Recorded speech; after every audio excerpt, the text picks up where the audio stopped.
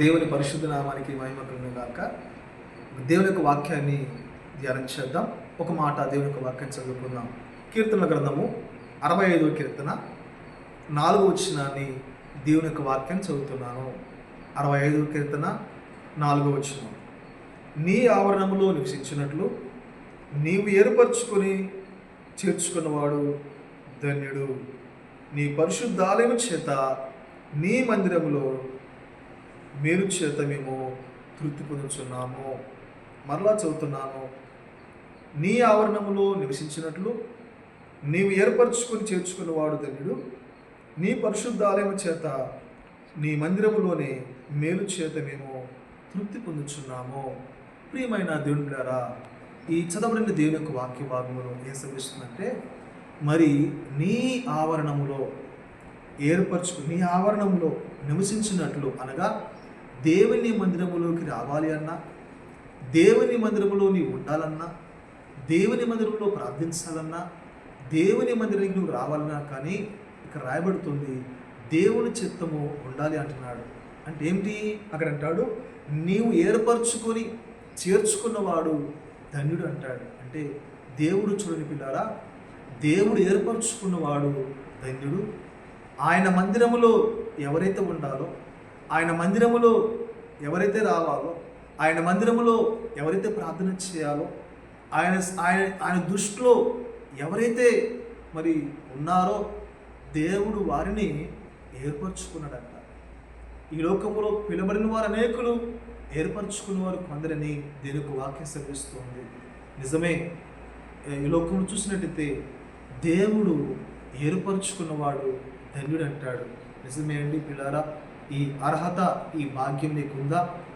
దేవుని మందిరానికి దూరంగా ఉంటున్నామంటే దేవుని చిత్తంలో నువ్వు లేవామో. ఎందుకంటే ఇక్కడ అంటాడు దేవుడు ఏర్పరచుకున్న చేర్చుకున్నవాడు ధన్యుడు అంటాడు.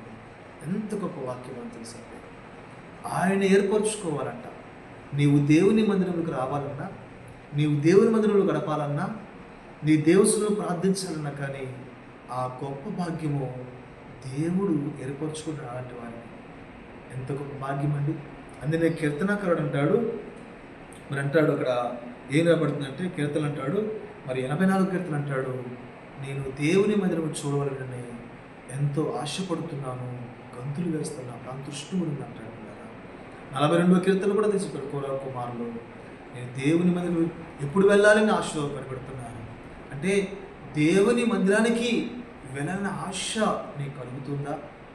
ఉంటే నీవు దేవుని చిత్తంలో నీవు ఉన్నావు, దేవుని ఏర్పాట్లో ఉన్నావని జ్ఞాపకం చేసుకోండి. ఈ రోజున చూడండి, అనేక మంది మరి ఆదివారం వచ్చినప్పుడు, శుక్రవారం వచ్చినప్పుడు, ఆయా ప్రార్థనలు వచ్చినప్పుడు మరి చాలామంది ఇంటికాడ ఉంటున్నారు. చాలామంది వారు పనులు చేస్తున్నారు. అన్యులు కానివ్వండి, ప్రభు నమ్మిన వారు కానీ, ప్రభు నమ్మని వారు కానివ్వండి, చాలామంది ఈ లోకంలో తిరుగుతున్నారు. కానీ ఎవరైతే దేవుడు ఏర్పరచుకుంటాడో, మరలా చెప్తున్నారు, దేవుడు ఎవరినైతే ఏర్పరచుకుంటాడో, దేని కొరకు ఏర్పరచుకుంటాడంట? దేవుని మందిరంలో నివసించడానికి, దేవుని మందిరం స్తుతించడానికి, దేవుని మందిరం గణపరచడానికి దేవుడు వారిని ఏర్పరచుకుంటాడంట. ఆ ఏర్పాటులో నీవు ఉన్నావా? నీ కుటుంబం ఉందా? ఒక్కసారి నువ్వు పరీక్ష చేసుకునేలారా. ఈ కీర్తనకారుడు అంటాడు, నీ ఆవరణలో నివసించినట్లు ఏర్పరచుకొని చేర్చుకున్నవాడు ధన్యుడు అంటాడు. ఆ ధన్యత నీకుందా పిల్లారా? నీవు దేవుని మందిని పోగొట్టుకుంటున్నావు, దేవుని కృపను పోగొట్టుకుంటున్నావు. దేవుని పిలిచాడు, దేవుని నిన్ను రక్షించుకున్నాడు, కానీ ఆ దేవుని మందిరంలో ఆ గొప్ప కృపను పోగొట్టుకుంటున్నావు. దేవుని మందిరం రాకోకుండా నువ్వు దేవునికి దూరంగా ఉంటున్నావు అంటే దేవుని కృపను పోగొట్టుకుంటున్నావండి. ఆయన ఏర్పరచుకున్నవాడు ధన్యులు అంటాడండి.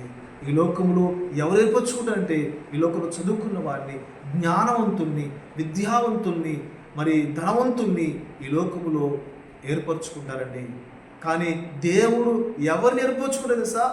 సామాన్య ప్రజల్ని, ఆయన యందు భయభక్తులు లేని వారిని, ఆయన మందిరం అంటే ఇష్టపడే వారిని, ఆయన ఇష్టపడే వారి కొరకు ఆయన మందిరములు స్తుతించడానికి, ఆరాధించడానికి ప్రభు ఏర్పరచుకోవాలంట.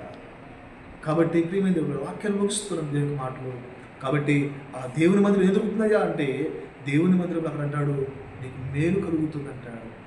దేవుని మందిరంలో ఏమైతే తెలుసా, వర్ధిల్లుతావు అని దేవుని యొక్క వాక్యం సెలవిస్తుంది. దేవుని మందిరం నుంచి మిమ్మల్ని దీవిస్తున్నాము అంటే దీవెన కలుగుతాయి దేవుని మందిరంలో. ఇంకేం దొరుకుతుంది తెలుసా, దేవుని మందిరంలో నేనైతే దేవుని పచ్చని ఒలివ చెట్టు వలె ఉన్నా అంటున్నాడు. చూడండి, భక్తుడు కీర్తనాకారుడు అంటాడు, మరి నేను దేవుని మందిరం 52 కీర్తన ఎందుకు వచ్చి అంటాడు, దేవుని మందిరంలో నేను పచ్చని ఒలివ చెట్టు వలె ఉన్నాను అంటాడు. అంటే మరి దేవుని మందిరం ఉన్నంత కాలం నేను పచ్చగా ఉన్నాను, ఎండిపోలేదు అంటున్నాడు. ఈరోజు చాలామంది ఆత్మీయ జీవితం ఎండిపోవడం గల కారణము దుఃఖములు, బాధలు, కష్టాలు, వ్యాధులు, సమస్యలు ఉండడానికి కారణం ఏంటంటే దేవుని మందిరం పోగొట్టుకోవటం, దేవుని మందిరం దూరంగా ఉంటాం, దేవుని సన్నిధికి దూరంగా ఉండటం వలన చాలామంది ఇబ్బందులు పడుతున్నారు, ఎన్నో నష్టాలు పాలవుతున్నారు, శ్రమలు పాలవుతున్న పిల్లారా. దేవుని మందిరం ఏం దొరుకుతుందంటే దీవెన కలుగుతుంది, దేవుని మందిరంలో సమాధానం దొరుకుతుంది, దేవుని మందిరంలో ఆనందం దొరుకుతుందంట. నీ ఆవరణంలో ఒక దేవుని వాక్యం సెలవిస్తూ ఉంది, ఏంటంటే నీ సన్నిధానంలో సంపూర్ణ సంతోషం కలదు అంటాడు. చూడండి, దేవుని మందిరంలో ఎక్కడైనా సంతోషం ఉందండి, ఆనందం ఉందండి, దీవెన ఉందండి, ఆశీర్వాదం ఉందని దేవునికి వాక్యం సెలవిస్తుంది. చెప్పాలంటే చాలా విషయాలు ఉన్నవి, కానీ కీర్తనకారుడు దావీదు అంటాడు, 23 కీర్తనలు అంటాడు, నీ చిరకాలము యెహోవా మందిరంలో నివాసము చేసేదని అన్నాడు. మరి కోరా కుమారులు కానీ దావీదు కానీ ఎంతోమంది మోషే కానీ భక్తులు దేవుని మందిరం అంటే ఇష్టపడ్డారు. హిజ్కియా కానివ్వండి, యెషయా కానివ్వండి, చాలామంది భక్తులు దేవుని మందిరానికి వెళ్ళి ప్రార్థన చేసినట్టు చూస్తున్నాం, దేవుని మందిరానికి వెళ్ళి ఆరాధించినట్టు చూస్తున్నాం. మరి నీవెందుకు దేవుని మందిరం వెళ్ళట్లేదు? నువ్వెందుకు ప్రభువుని కనపరచట్లేదు? ఎందుకు దేవునికి ఆశీర్వాదించి ఆశీర్వాదం పోగొట్టుకుంటున్నావు? దేవునితో మాట్లాడుతున్నాడు. నువ్వు దేవునికి దూరంగా ఉంటే యేసయ్య అంటున్నాడు, నీవు నాకు ఏలుగా ఉండి నువ్వేమి చేయలేవు అంటాడు. నువ్వు దేవునికి దూరంగా ఉండి, ఆదివారము దేవునికి దూరంగా ఉండి నువ్వేం సాధించగలుగుతావు? నువ్వు దేవుని దగ్గరికి వస్తే నువ్వేదైనా సాధించగలుగుతావు. దేవుని పట్ల గొప్ప కార్యములు చేసి నీ పట్ల గొప్ప విజయాన్ని గెలుస్తాడు. దేవుడు మిమ్మల్ని దీవించును గాక. రండి, దేవుని మీదకి రండి, దేవుని ఆరాధించండి, దేవుడి చే దేవుని పొందుకోండి, దేవుని మిమ్మల్ని దీవించును గాక. ఆమేన్.